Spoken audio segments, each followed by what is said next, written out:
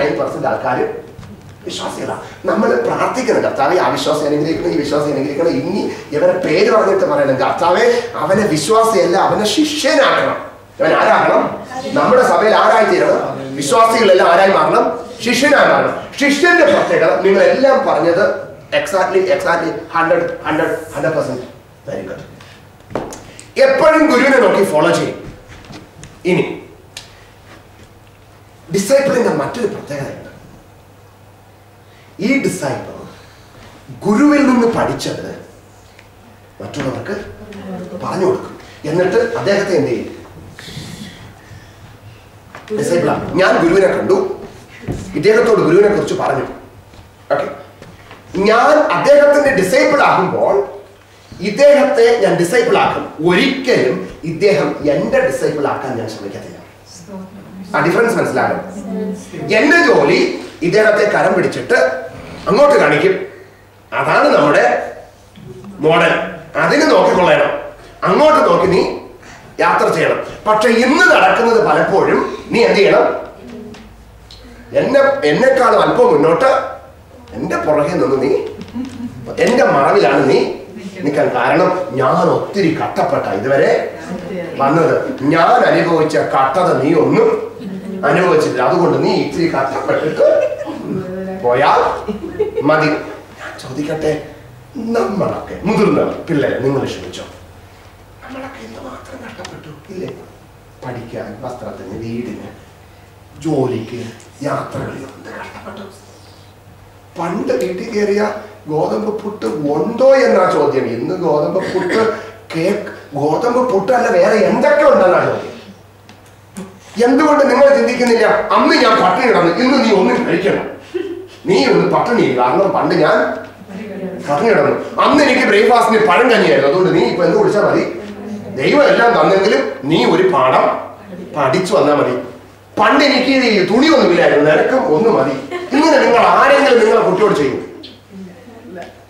നമ്മൾ കഴിച്ചില്ലെങ്കിൽ എങ്ങനെയും ഒന്ന് കഴിയും, ഒന്ന് വലുതാവട്ടെ, ഒന്ന് വണ്ണമൊക്കെ വയ്ക്കട്ടെ, ഒന്ന് പൊക്കമൊക്കെ വയ്ക്കട്ടെ, നീ ഒന്ന് നന്നായി വന്ന. ഇത് നമ്മൾ ചെയ്യും. നമ്മൾ അനുഭവിച്ച കഷ്ടതയൊന്നും ആരനുഭവിക്കരുത്?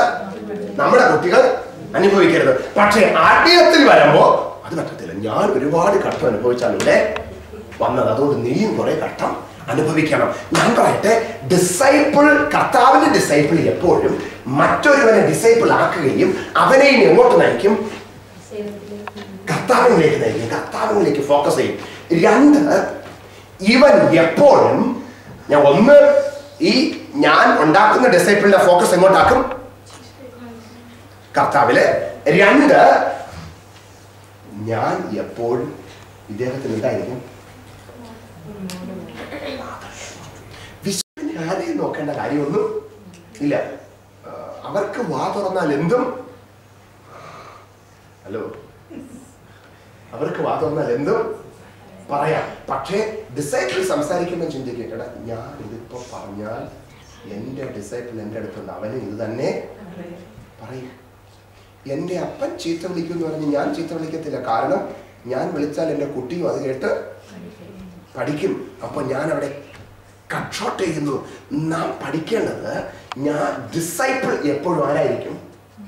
മോഡൽ ചെയ്യും. ഗുരുവിനെ മോഡൽ ചെയ്യാൻ ശ്രമിക്കും. ഞാൻ സുവിശേഷം പറഞ്ഞു കൊണ്ടുവരുന്ന വ്യക്തിക്ക് ഞാൻ ആരായിരിക്കും? വിശ്വാസിക്ക് ഒരു പരിപാടിയുടെ ആവശ്യമില്ല. സഭയിൽ വരിക, തുള്ളിച്ചാടുക, പാടുക, നല്ല രീതിയിലേക്ക് ജീവിച്ച് കർത്താവേ എല്ലാം തരണമേ എന്നൊരു പ്രാർത്ഥനയൊക്കെ പ്രാർത്ഥിച്ച് ദീർഘ സാക്ഷ്യമൊക്കെ പറഞ്ഞ് പ്രാർത്ഥിക്കാൻ പറഞ്ഞാൽ, പണ്ട് ഒരാൾ പറഞ്ഞു, ഒരിക്കലും ഒരു പാസ്റ്റർ ഒരു മീറ്റിങ്ങിന് പോയി. ഈ മീറ്റിംഗ് കറക്റ്റ് 8:30 തീരണം. 7:45 ഒരു വ്യക്തിയോട് പ്രാർത്ഥിക്കാൻ പറഞ്ഞു. പുള്ളി പ്രാർത്ഥിച്ച് തീർന്നപ്പോൾ 8:35. 8:30 പ്രാർത്ഥന നിർത്തേണ്ടതാണ്. 7:45 പ്രാർത്ഥന തുടങ്ങിയാൽ എപ്പോഴാണ് നിർത്തിയേ? പിന്നെ പാസ്റ്റർ എനിക്ക് ആശീർവാദം പറഞ്ഞു, പുള്ളിക്ക് പിന്നെ പ്രസംഗിക്കേണ്ടി. അങ്ങനെ പ്രാർത്ഥിക്കുന്നവരും ഉണ്ട്.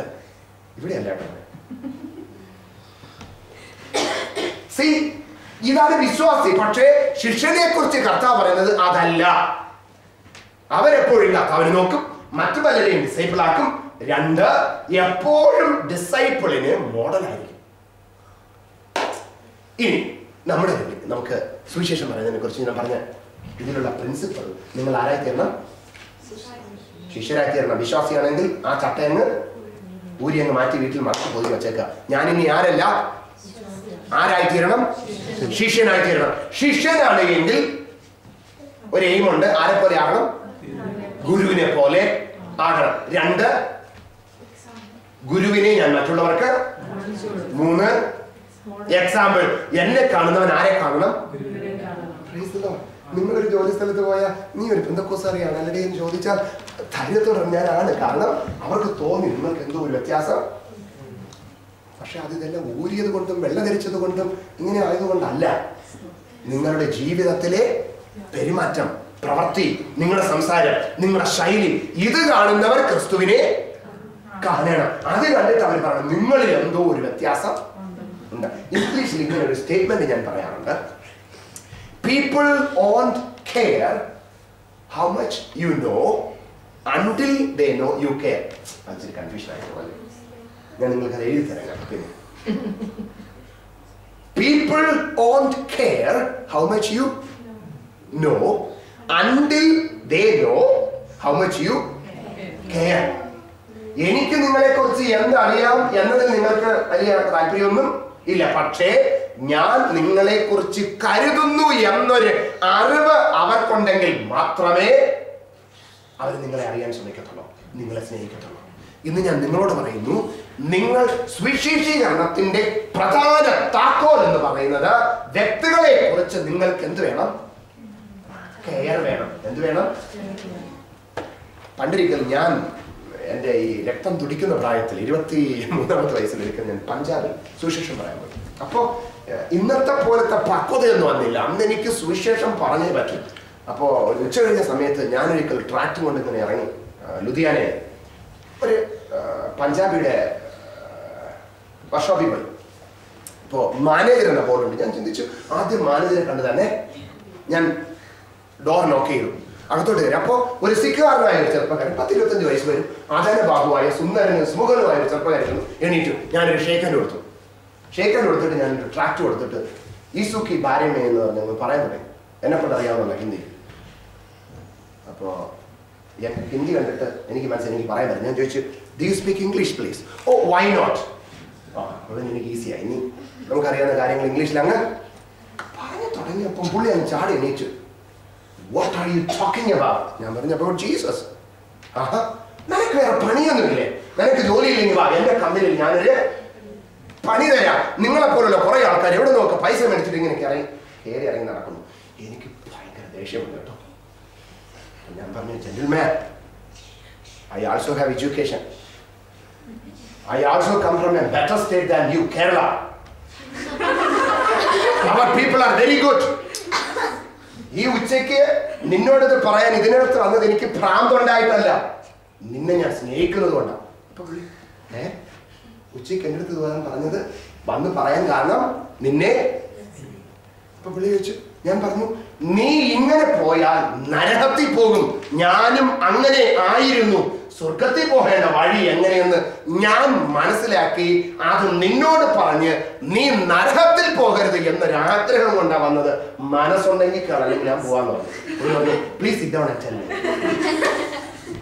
പുള്ളി ഇരുന്ന് സുവിശേഷം കേട്ടു. അടുത്ത സൺഡേയിൽ ആ ചെറുപ്പക്കാരൻ ലുധിയാനയിലെ പാസ്റ്റർ ജയരാജ് എന്നവിടെ സുവിശേഷം ഉണ്ട്. ആ ചർച്ചിൽ കൂട്ടായ്മയ്ക്ക് വന്നു. പക്ഷെ പുള്ളിക്ക് ആദ്യം തോന്നിയത്, ഇവൻ ഇവിടെ വന്നത് ആരോ ഇവന് 10-50 പൈസയോ രൂപയോ കൊടുക്കുന്നുണ്ട്, ആരോ പറഞ്ഞുവിട്ടു, നീ പോയി എന്ത് ചെയ്, സുവിശേഷം പറ. ഞാൻ പറഞ്ഞു, ഞാൻ അതിന് വന്നതല്ല, നീ നരകത്തിൽ പോകരുത് എന്നൊരു വേദന എനിക്കുണ്ട്. അത് നീ അറിയണം. നിന്നെ ഞാൻ ആത്മാർത്ഥമായി സ്നേഹിക്കുന്നു. ദൈവമക്കളെ, സുവിശേഷം പറയുവാനുള്ള നിങ്ങളുടെ പ്രേരണ എന്ന് പറയുന്നത് വ്യക്തികളെ കുറിച്ചുള്ള ഭാരമായിരിക്കണം. വ്യക്തികളെ കുറിച്ചുള്ള ആത്മഭാരം നിങ്ങൾക്കുണ്ടായിരിക്കണം. ഒരു വ്യക്തിയെ കാണുമ്പോൾ എന്റെ കർത്താവേ, ഇവൻ നരകത്തിൽ പോകുന്നത് എനിക്ക് കാണുവാൻ വയ്യ, സ്വർഗത്തിലേക്ക് പോകുവാനുള്ള വഴി പറഞ്ഞു കൊടുക്കുവാൻ എനിക്ക് കഴിയും, അതുകൊണ്ട് ഞാനിത് പറയും. ഇവൻ കേട്ടിട്ടും പോകുന്നു എങ്കിൽ പൊക്കോട്ടെ, പക്ഷേ ഇവരെ കുറിച്ചൊരു ഭാരം നിങ്ങൾക്കുണ്ടാകണം. സുവിശേഷം പറയുവാൻ നിങ്ങൾ ഒരുങ്ങുമ്പോൾ നിങ്ങൾ ദൈവത്തോട് പ്രാർത്ഥിക്കണം, കർത്താവേ എനിക്കൊരു ആത്മഭാരം തരണം, ഷെഫീൽഡിലുള്ള ജനത്തെ കുറിച്ചൊരു ആത്മഭാരം അങ്ങ് എനിക്ക് തരണം. അത് പേറിയാൽ മാത്രമേ നിങ്ങൾക്ക് സുവിശേഷം പറയാൻ പറ്റത്തുള്ളൂ. അല്ലെങ്കിൽ പിന്നെ ഈ തത്തമ്മ പൂച്ച ഞായറാഴ്ചയും തിങ്കളാഴ്ചയും ചൊവ്വാഴ്ചയും പാവം മൊത്തമായി പാസ് ഒരു ക്ലാസ് വെച്ചു, ഇന്നിപ്പോ ഇത് പറഞ്ഞില്ലെങ്കിൽ മോശമല്ലേ, സ്വർഗത്തിൽ അവൻ ദൈവം ചോദിക്കത്തില്ലേ, എന്താ ചെയ്യുക, എങ്ങനെയെങ്കിലും പറഞ്ഞേ പറ്റൂ എന്ന് നിങ്ങൾ ശ്രമിക്കുന്നു എങ്കിൽ ആ പരിപാടി നടക്കത്തില്ല. ഇത് നിങ്ങളുടെ ഹൃദയത്തിന്റെ ഉള്ളിൽ വ്യക്തികളെ കുറിച്ചൊരു ഭാരം, ഒരു ഹൃദയ ഭാരം, ഈ ദേശത്തിൽ നശിക്കുന്ന വ്യക്തികളെ കുറിച്ചൊരു ഭാരം, പ്രാർത്ഥന ജീവിതത്തിൽ ദൈവത്തോട് നിലവിളിക്കുക, കർത്താവേ അങ്ങ് ചിലരെ രക്ഷിക്കണം, അങ്ങ് ചിലരെ മാനസാന്തരപ്പെടുത്തണം, അതിനുവേണ്ടി എന്നെ എഴുന്നേൽപ്പിക്കണം, അതിനുവേണ്ടി വേറെ ചിലരെയും എഴുന്നേൽപ്പിക്കണം എന്ന ആഴമേറിയ ഒരു പ്രാർത്ഥന ഉണ്ടെങ്കിൽ മാത്രമേ നിങ്ങൾക്ക് ഈ പ്രവൃത്തി ചെയ്യാൻ കഴിയത്തുള്ളൂ. അല്ലെങ്കിൽ പിന്നെ ഈ നാട്ടിൽ സെയിൽസ്മാൻ വീട്ടിൽ കയറി എന്ത് ചെയ്യും? നമ്മുടെ നാട്ടിൽ ഇവിടെ ഉണ്ടല്ലോ ഈ കടകളുടെയൊക്കെ പോസ്റ്റേഴ്സ് കൊണ്ട് വീട്ടിലിടുന്ന പോലെ നമ്മളും കൊണ്ടിടും. കാരണം ഇത് ഇട്ടില്ലെങ്കിൽ സ്വർഗത്തിൽ ചെല്ലുമ്പോൾ ദൈവം ചോദിക്കും എന്താ ഇടാത്തത്. അതല്ല, നിങ്ങൾക്കൊരു കമ്മിറ്റ്മെന്റ് ഉണ്ട്, ഞാൻ പറഞ്ഞില്ല എങ്കിൽ ഇവൻ നരകത്തിൽ പോകും. ആ ഒരു ബേർഡൻ നിങ്ങൾ എപ്പോഴും ധരിക്കണം. പൗലോസ് പറയുന്നത് ഇനി നിങ്ങൾ ആരെയും എന്നെ എന്ത് ചെയ്യരുത്, വരാത്ത ലേഖനം 6-ാം അധ്യായത്തിൽ പറയുന്നത് 16-ാം വാക്യത്തിൽ, നിങ്ങൾ ആരും എന്നെ എന്ത് ചെയ്യരുത്, ഇടർച്ച വരുത്തരുത്, എനിക്ക് നിങ്ങൾ ആരും എന്നെ ശല്യം ചെയ്യരുത്, കാരണം ഞാൻ ക്രിസ്തുവിന്റെ ചൂടടയാളം വെച്ച് ശരീരത്തിൽ ചുമക്കുന്നു. ഇത് നിങ്ങൾക്ക് എപ്പോഴും ഒരു ബേണിംഗ് സ്റ്റിഗ്മ എന്ന ഇംഗ്ലീഷിൽ പറയുന്ന Paul carrying a burning stigma. എന്താ ബേണിംഗ് സ്റ്റിഗ്മ?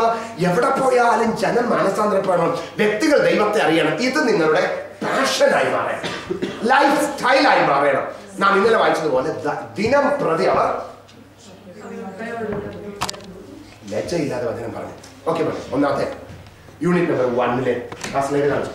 യെസ്, ഒന്നാമത് നിങ്ങൾ ചിന്തിക്കേണ്ടത് ഫസ്റ്റ് തിങ്സ് ഫസ്റ്റ്. നിങ്ങൾ ശ്രദ്ധിക്കട്ടെ, എന്താ നിങ്ങളുടെ ജീവിതത്തിൽ ഒന്നാമത്തെ ഏറ്റവും പ്രധാനപ്പെട്ട കാര്യം? ഏറ്റവും പ്രധാനപ്പെട്ട കാര്യം, നിങ്ങളിപ്പോ ഇവിടെ നിന്ന് ഒരു യാത്രയ്ക്ക് ഒരുങ്ങുകയാണ് എന്ന് ചിന്തിക്കുക. പക്ഷേ നിങ്ങൾ നാട്ടിലോട്ട് പോവാൻ ഇരുന്നിരുന്ന് പോവാ, വീട്ടിലുള്ള എല്ലാ സാധനവും പാക്ക് ചെയ്ത് എടുക്കും, യാത്രയ്ക്ക് വേണ്ടുള്ള അത്യാവശ്യ സാധനങ്ങൾ പാക്ക് ചെയ്തു. വെയിറ്റ് നോക്കിയപ്പോഴാണ് മനസ്സിലായി, അയ്യോ 30 കിലോയെ പറ്റത്തുള്ളൂ. ഇപ്പം വെയിറ്റ് എത്രയായി? 55ആയി. കണ്ടതെല്ലാം നമ്മൾ മേടിച്ചു. പിന്നെ നിങ്ങൾ എന്ത് ചെയ്യും? പെട്ടി തുറക്കും, തുറന്നിട്ട് ഒരു വേവ് നോക്കും, ഓ ഇതിപ്പം നാട്ടിൽ പോയാലും നമുക്ക് അത് മേടിക്കാം, അത് മരുന്നിക്കട്ടെ.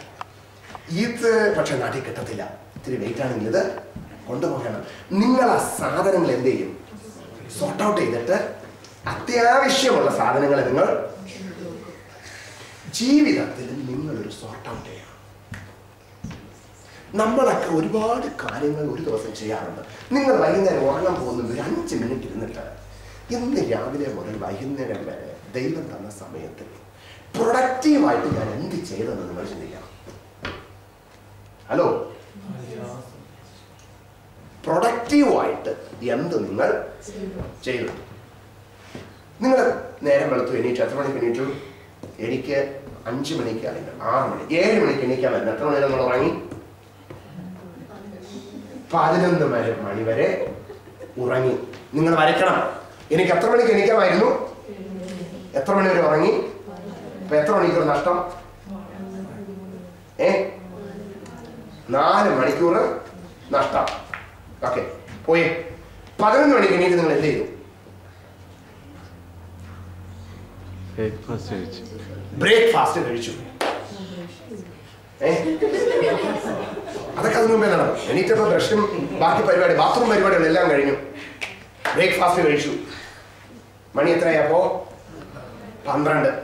അടുത്തെന്ത് ചെയ്യും?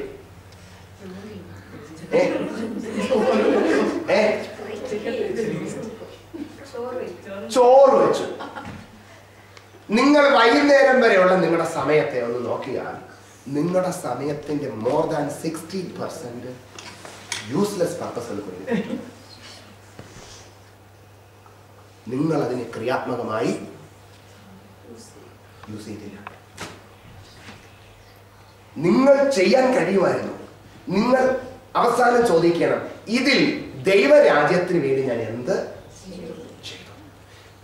എന്റെ കാര്യത്തിന് വേണ്ടി ചെയ്തു, മക്കൾക്ക് വേണ്ടി ചെയ്തു, ഭാവിക്ക് വേണ്ടിയൊക്കെ ചെയ്തു. ഇനി വലിയ ഭാവി ഉണ്ടല്ലോ, എറ്റേണിറ്റി, അതിനു വേണ്ടി നിങ്ങൾ എന്ത് ചെയ്തു എന്ന് ചിന്തിക്കാതെ രാത്രി ഉറങ്ങരുത്.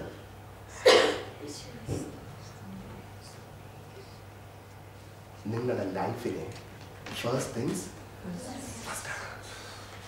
രാവിലെ ഇന്ന സമയത്ത് എണീക്കണം. Without discipline nobody can be a disciple. ശിഷ്യനാകണമെങ്കിൽ ആദ്യം നമുക്ക് എന്തുണ്ടാകണം? ജീവിതത്തിൽ എന്തുണ്ടാകണം? ഡിസിപ്ലിൻ വേണം. ഈ കഴിഞ്ഞ ആഴ്ചയല്ലേ, സോറി, നിങ്ങൾ ആരോടും പറയണം, ഇതൊന്നും ഓഫ് ചെയ്താലും കുഴപ്പമില്ല കേട്ടോ. ഇപ്പോൾ ഞങ്ങളുടെ ചർച്ചിൽ 9:15 സർവീസ് എന്ന് പറഞ്ഞു. എൻ്റെ ഫോൺ പ്രൈസ് ചെയ്യുന്നുണ്ട്. ഞാനവിടെ സാധാരണഗതിയിൽ 9:15 സർവീസ് എന്ന് പറഞ്ഞാൽ 8:45 അവിടെ എത്തും. എന്തായാലും ഞങ്ങളുടെ വീട്ടിൽ ഒരു ഗസ്റ്റൊക്കെ വന്ന് എത്തിയപ്പോൾ ഞാൻ 9 മണി കഴിഞ്ഞ് ഓടിപ്പിടിച്ച് കയറി എത്തി. ഒരു പയ്യനുണ്ട്, നമ്മളെ ശ്രദ്ധിക്കേണ്ട കാര്യം ഞാൻ പറയാം. നിങ്ങൾ ഫോണിലൂടെ സംസാരിക്കുന്നതിൽ ദൈവനാമം മഹത്വപ്പെടുന്ന എത്ര കാര്യമുണ്ടെന്ന് നോക്കണം. കൺസ്ട്രക്റ്റീവ്, ഒരാളിനെ ബിൽഡ് ചെയ്യുന്ന കാര്യം എത്രയുണ്ടെന്ന് നോക്കണം. മറ്റൊരാളിനെ കുറ്റം പറയുന്നത് എത്രയുണ്ടെന്നും വൈകുന്നേരം നിങ്ങൾ അനലൈസ് ചെയ്യണം. ഉറങ്ങുന്നതിന് മുമ്പേ ഞാൻ എങ്ങനെയാണ് എൻ്റെ സമയത്തെ ചെലവഴിച്ചത്. ചില സമയത്ത് നമ്മൾ ഫോൺ, ഞങ്ങളുടെ നോട്ടിങ്ങാമിലുള്ള ഒരു ബ്രദർ എന്നാണ് ഫോൺ വിളിച്ച് പുള്ളി ഒരു രക്ഷയിൽ അവസാനം എന്നോട്, എൻ്റെ പാസ്റ്ററെ ഞാൻ പോലും ശ്രദ്ധിച്ചില്ല എൻ്റെ കംപ്ലീറ്റ് മിനിറ്റ്സ്.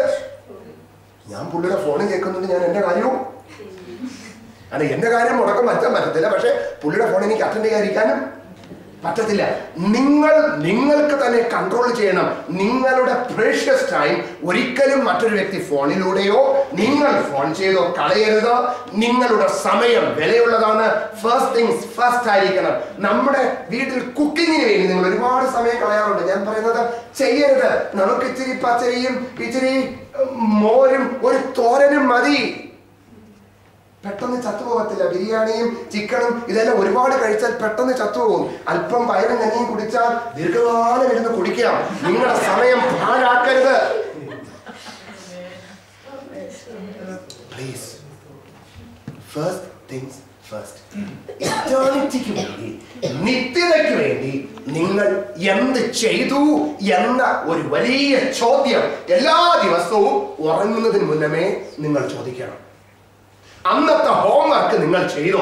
കർത്താവ് നിങ്ങൾക്ക് തന്ന സമയത്തിൽ ആരോഗ്യത്തിൽ ചെയ്യേണ്ടത് നിങ്ങൾ അന്ന് ചെയ്ത് തീർത്തോ? അല്ലെങ്കിൽ അന്ന് ഉറങ്ങരുത്. രാത്രി മൊത്തം ഇരിക്കണം, കർത്താവെ എന്നോട് ക്ഷമിക്കണമേ, ഞാൻ ഇന്ന് ചെയ്തില്ല. ഒരു മാപ്പപേക്ഷ ചെയ്തിട്ട് അടുത്ത ദിവസം എണീറ്റിട്ടെങ്കിലും കാര്യം ക്രമീകരിക്കണം. പിന്നെ നമുക്കൊരു പ്രശ്നമുണ്ട്. ഈ ഗിറ്റാർ വായിക്കുന്ന പിള്ളേരുടെ കൈ പിടിച്ചു നോക്കിയാൽ ഇവിടെ കൈക്ക് കായ് പോരും. എന്നും ക്ഷമിക്കണമേ കർത്താവെ എന്നുള്ള പ്രാർത്ഥനയിൽ പിന്നെ നമ്മൾ എന്നും ഇതേ പ്രാർത്ഥിക്കാനുള്ള കാര്യങ്ങളൊന്നും ചെയ്യാറില്ല.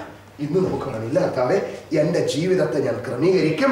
Without discipline nobody can be a disciple. എനിക്ക് ശിഷ്യനാകണം. I will discipline my life. Please go ahead for it. Next one, please. Yes. ഞാൻ മൊത്തത്തിൽ നിങ്ങളോട് ഒരു ഓവർവ്യൂ പറയട്ടെ. അടുത്ത സ്ലൈഡ് കാണിച്ചാൽ മതി. It should be with me. Okay. For a discussion, what do your friends say about Christianity? നിങ്ങളുടെ സുഹൃത്തുക്കൾ ക്രിസ്ത്യാനിറ്റിയെ കുറിച്ച് എന്ത് പറയും? പ്രത്യേകിച്ച് ഈ രാജ്യത്തിൽ നിന്ന് ക്രിസ്തീയ മതം സുവിശേഷം പറയാൻ വേണ്ടിയുള്ള ഒരു സ്റ്റെപ്പിംഗ് സ്റ്റോൺ ഞാൻ നിങ്ങളോട് പറയാം.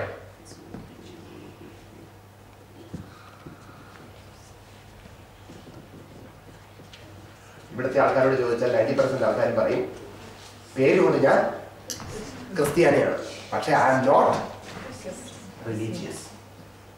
ഞാൻ ആരല്ല. ഇവിടെ താഴെ ഒരു വീട്ടിലെ ഒരു മനുഷ്യനോട് ഞാൻ ഇങ്ങനെ യാത്ര ചെയ്ത സുവിശേഷം പറഞ്ഞു. അപ്പൊ പുള്ളിയുടെ മോള് 17 വയസ്സുകാരി എയ്മി. അപ്പൊ എൻ്റെ കയ്യിൽ ഒരു ബൈബിൾ ഇരിപ്പുണ്ട്. ആ കൊച്ചു ചോദിച്ചു ഇതെന്താണെന്ന് ചോദിച്ചു. ഞാൻ പറഞ്ഞു it's Bible. Oh Bible, I heard about it. Can I see it please? ഒരു ബൈബിളിനെ കുറിച്ച് എന്ത് ചെയ്തിട്ടില്ല, പേരെന്താ, ക്രിസ്ത്യാനി. ബൈബിൾ പോലും കണ്ടിട്ട്. Proceed please. Okay. What are your greatest fears of sharing your faith? നിങ്ങളൊന്ന് ചിന്തിച്ചേ. സുവിശേഷം പറയുന്നതിൽ നിങ്ങളെ ഭയപ്പെടുത്തുന്ന കാര്യം എന്താ? Come on. എന്താ മോനെ? പറയുന്നത് ഞാൻ കേട്ട് എല്ലാരും കേൾക്കട്ടെ എന്ന് വിചാരിച്ചു. ഒന്നുകൂടെ ചോദിച്ചു. അപ്പൊ നീ പറഞ്ഞു ഒന്നുമില്ല. എന്താ അവള് പറഞ്ഞതെന്നറിയോ? എനിക്ക് ആൾക്കാരുടെ ചോദ്യത്തിന് മറുപടി കൊടുക്കുവാൻ പറ്റുന്നില്ല. ഞാൻ ചോദിക്കട്ടെ. ഓക്കെ, ഒരു മറുപടി. ഇനി വേറെ എന്താ നമ്മുടെ ഫിയർ? Being humiliated. അവര് ചിലപ്പോ പറഞ്ഞ് എന്നെ എന്ത് ചെയ്യും? ഞാനങ്ങ് ഒഴിഞ്ഞു താന്നു പോകും. അവരെന്നെ എന്ത് ചെയ്യും? ഹ്യൂമിലിയേറ്റ് ചെയ്യും. Very good. കുട്ടികളാ പറയാം. നിങ്ങളൊന്നും കഴിച്ചില്ല. പിള്ളേരെ കഴിപ്പിച്ചിട്ട് നിങ്ങൾ കഴിക്കാതെ പോകണം. Very good. മക്കളെ ഒരു ഷേക്കൻഡ് കൊടുത്താൽ ചേച്ചി. Right hand. മറ്റേ ഹാൻഡ്.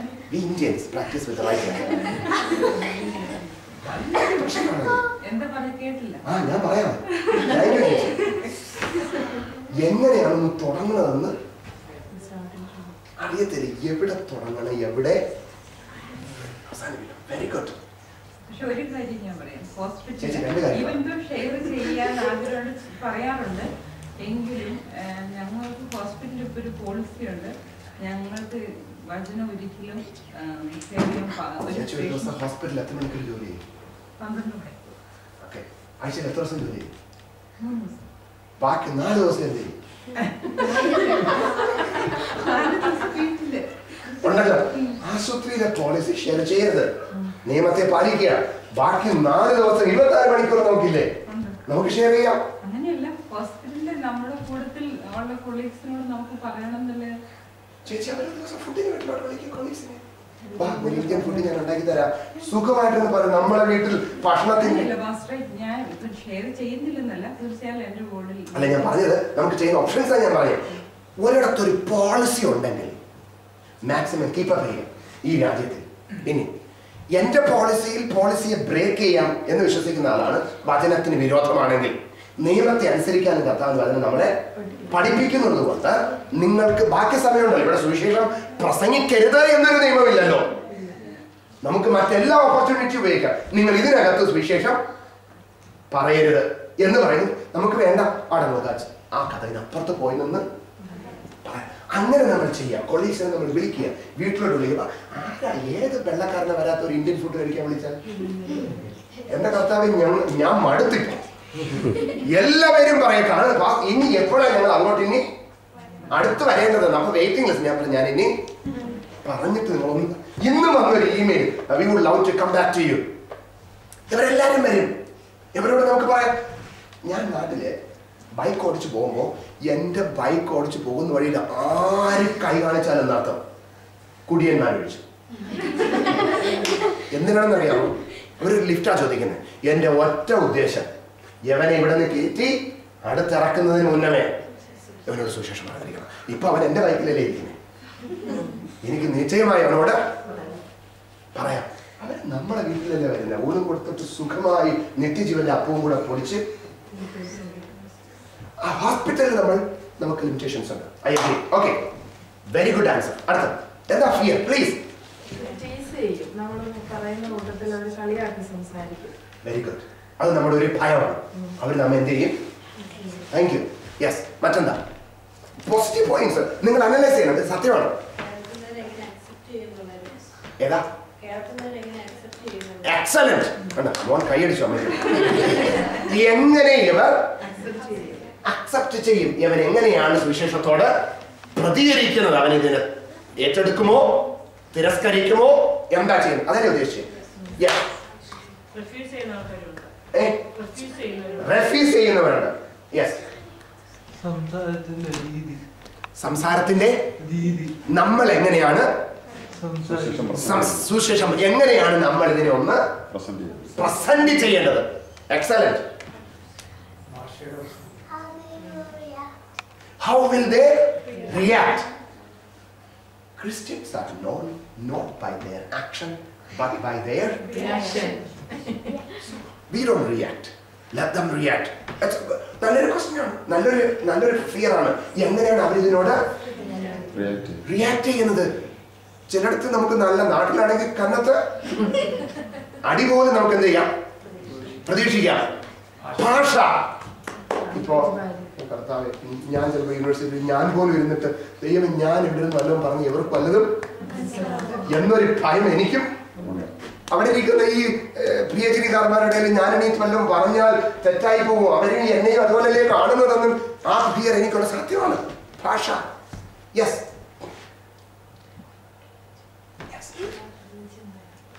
അവരുടെ റിലീജിയൻ എന്താ, എടാ ദൈവം ഞാൻ പറഞ്ഞു എന്നാൽ യവൻ എന്താണ് വിശ്വസിക്കുന്നത് എന്ന് എനിക്ക് അറിയത്തില്ല, അതുകൊണ്ടൊരു ഭയം.